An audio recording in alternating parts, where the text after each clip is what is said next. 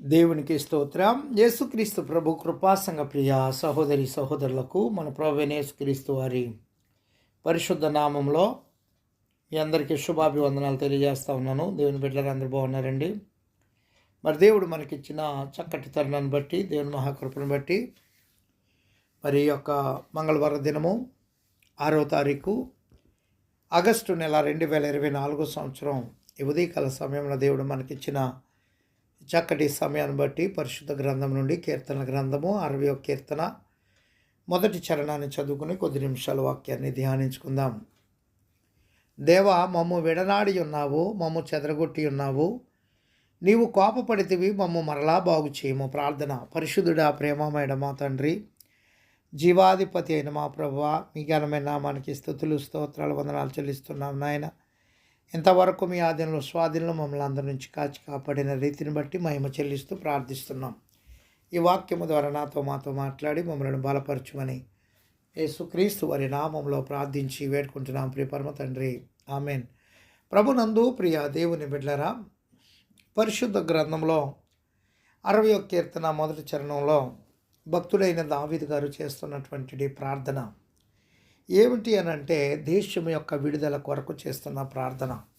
ఏమంటే దావీదు గారు ఆరమ్నా హరాయిమీలతోనూ అరామోజా బాయిలతోనూ యుద్ధము చేయగా యావాబు ఉప్పు పల్లంలో 12,000 మంది ఎదోమీలను చంపి తిరిగి వస్తూ ఉన్నప్పుడు రచించినటువంటి కీర్తన అని బైబిల్ యొక్క పండితుల అభిప్రాయం మనకు కనబడుతుందండి. దావీదు గారు తన దేశం విడుదల కొరకు పట్టుదలతో చేసిన ప్రార్థన నిజమైన సహాయము దేవుని వలననే కలుగునని దావీదు గారి యొక్క విశ్వాసం. నిజమే. మరి అది కూడా దేవుని వలనే. నిజమైన సహాయం ఎవరి వల్ల కలుగుతుంది అంటే మనుషుల వలన కాదండి, దేవుని వలననే కలుగుతుంది. ఆ విశ్వాసం మనకి ఖచ్చితంగా ఉండాలి. పరిస్థితి మనం చేయదాటి పోయినప్పుడు దేవుడు గొప్ప కార్యములు చేయగలడని విశ్వసించాలండి. ఈ కీర్తన దావీదు గారి పాలన గురించి మొదటి సమయాలు, 2వ సమయాల గ్రంథంలో, అలాగే మొదటి దినవృత్తాంతంలో, 2 దినవృత్తాంతముల గ్రంథంలో ఏమంటే లేనటువంటి సమాచారాన్ని కీర్తనల గ్రంథంలో కూడా అందించినట్టు మనకు కనబడుతుంది. దేవుని బిడ్డలారా, మనం చూస్తే ఇంకా ఏమంటే దేవుని ఉగ్రత దేశం పరిస్థితి గురించి మొదటి 3 వచనాల్లో కనబడుతుంది. 2వ వచనంలో చూస్తే, నీవు దేశమును కంపింపజేసి ఉన్నావు, దానిని బద్దలు చేసి ఉన్నావు, అది వణుకుచున్నది, అది పడిపోయిన చోటులో బాగు చేయము. ఏమండి, కొన్ని ప్రాంతాలు దేశంలో దేవాతి దేవుడు కంపింపచేసి బద్దలు చేశాడు. అది వణికిపోతూ ఉంది.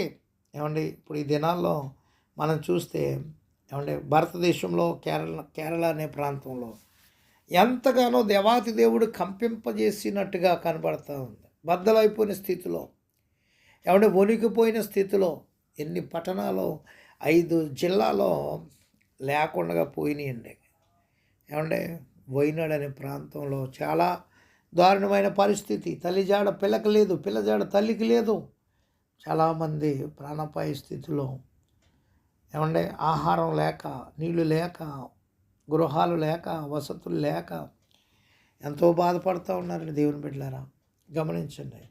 అందుకే దావీదు భక్తుడు దేశం గురించి, దేవుని ఉగ్రత దేశ పరిస్థితిని క్షీణింపజేస్తుందని, దేవుడు ఏ దేశమును విడనాడినా, ఏ దేశం దేవుని మరచిపోయినా దాని గతి దుర్గతి మాత్రమే. అట్టి స్థితిని గురించి దావీదు గారు ప్రార్థిస్తూ ఉన్నాడు. దేవుని ఉగ్రతను గురించి, దేవా, మమ్మ విడనాడి ఉన్నావు, మమ్మ చెదరగొట్టి ఉన్నావు, నీవు కోపపడితివి, మమ్మ మరలా బాగు చేయమంటా ఉన్నాడు మొదటి వచనంలో. ఏమండి, ఈ ప్రార్థనలో చూడండి ఎంత సమాచారం తెలుస్తుంది. ఇంకా కంపింపజేసి ఉన్నావు, బద్దలు చేసి ఉన్నావు, అది వణికిపోతూ ఉంది అని 2వ వచనంలో చెప్తున్నాడు.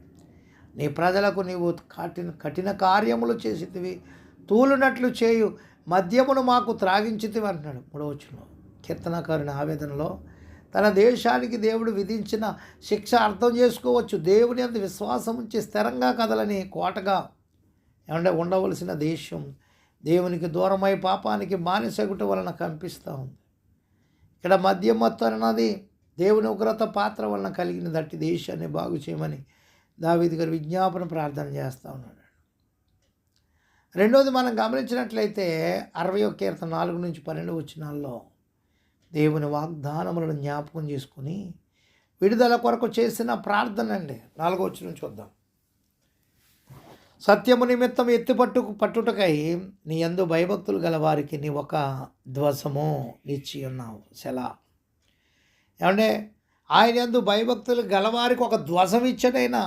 గొప్ప బురుజు, గొప్ప ధ్వజం, గొప్ప కోట, కొండ ఇచ్చవు అని చెప్తా ఉన్నాడు. ఆయన యందు భయభక్తులు కలిగిన వారికి ఆయన కేడెముగా, ధ్వజముగా, కోటగా, కాపుదలగా, కొండగా ఆయన ఉన్నాడు.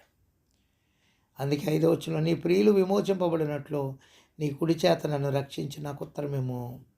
తన పరిశుద్ధత తోడని దేవుడు మాట ఇచ్చి ఉన్నాడు. నేను ప్రహర్షించదను, షెకెమును పంచిపెట్టెదను. ఏమండే ప్రహర్షిస్తాను, ఎంతగానో సంతోషిస్తాను షెకెమును. ఏమంటే అది భూమే కావచ్చు, లేక ద్రవ్యమే కావచ్చు, పంచిపెడతాను అంటున్నాడు. సుక్కోతు లోయను కొలిపించదని అంటున్నాడు. దేవుని బిడ్డలారా గమనించండి, దేవాతి దేవుడు అద్భుతమైన కార్యాలు చేయబడి ఉన్నాడు. దేవుని బిడ్డలారా గమనించండి.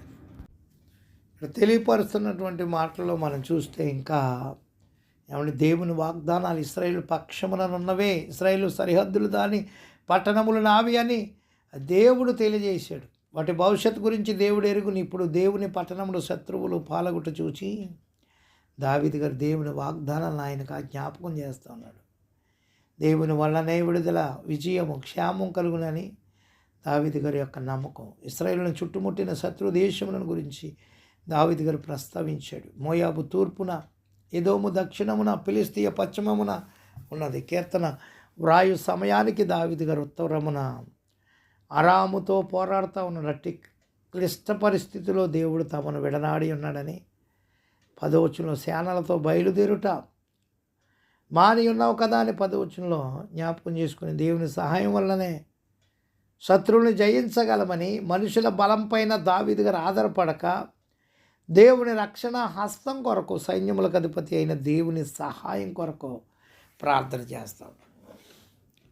శత్రువులను అనగదొక్కువాడు ఆయననే అని దేవుని వలననే శుభకార్యములు జరుపుకుందామని 12వ వచనంలో దావీదు గారు దేవుని యందు స్థిరమైన విశ్వాసం కలిగి దైవ సహాయం కొరకు ప్రార్థన చేస్తూ ఉన్నాడు. దేవుని బిడ్డలారా గమనించండి, స్థిరమైన విశ్వాసం, బలమైన పునాది దేవుని పైన మనకున్నప్పుడు దేవుడు చక్కటి కార్యాలు మన పట్ల చేయువాడై ఉన్నాడని విశ్వాసములో మనం పట్టుదల కలిగి ఉంటాము. అదే దావీదు గారు కలిగి ఉన్న పట్టుదల. దేవుని మీద ఆధారపడి దేవునికి మొరపెడతా ఉన్నాడు. దేశము గురించైనా, రాష్ట్రము గురించైనా, కుటుంబం గురించైనా, సంఘం గురించైనా, దేని గురించైనా, వ్యక్తిగతంగానైనా దేవుని మీద ఆధారపడి దేవుని మీద విశ్వాసం ఉంచి నమ్మకం ఉంచినప్పుడు దేవుడే కార్యం చేసి అద్భుత రీతిగా ముందుకు నడిపించువాడై ఉన్నాడని ప్రభునామంలో తెలియజేస్తూ ఈ మాటలు ముగిస్తూ ఉన్నాడు. దేవుడి కొద్ది మాటలు మన వెనికిడిలో దీవించునుగాక. ఆమేన్. తండ్రి, కుమార, పరిశుద్ధాత్మ త్రియేక దేవుని దీవెన, కాపుదల, తోడు, సంరక్షణ ప్రార్థనలు ఏకపరుస్తున్న మీ అందరికీ తోడయుండి కాపాడునుగాక. ప్రభు పనిలో మీ ఆత్మీయ సహోదరుడు పాస్టర్ ఎలీషా రాజు మస్కట్ నుండి. God bless you all.